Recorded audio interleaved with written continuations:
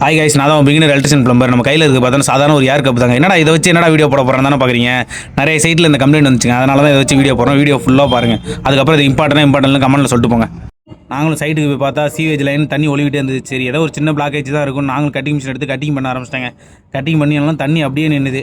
குச்செல்லாம் எடுத்து குத்தினோம், தண்ணி போகவே இல்லை. அது ஃபுல்லாக காங்கிரீட் ஜாம் ஆயிடுச்சிங்க. பாறையை வச்சு தான் குத்தி குத்தி எடுத்தோம். நீங்களே பாருங்கள் எவ்வளோ காங்கிரீட் இருக்குன்னு. பிளாக்கேஜ் ஃபுல்லாக ரிமூவ் பண்ணாச்சுங்க. தண்ணி ஊற்றி செக் பண்ணிட்டோம். நீங்களே பாருங்கள் ஃப்ளோ எப்படி இருக்குன்னு. பூரா பிளாக்கேஜ் எடுத்தாச்சுங்க. நீங்களே பாருங்கள் ஃப்ளோ எப்படி நல்லா வருதா.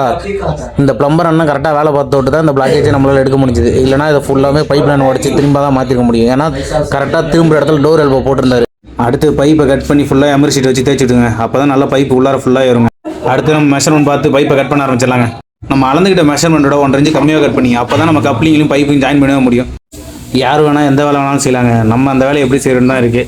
ஓகே, பாய் டாட்டா. நெக்ஸ்ட் வீடியோவில் பார்க்கலாம். நெக்ஸ்ட் என்ன ஒர்க்குன்னு.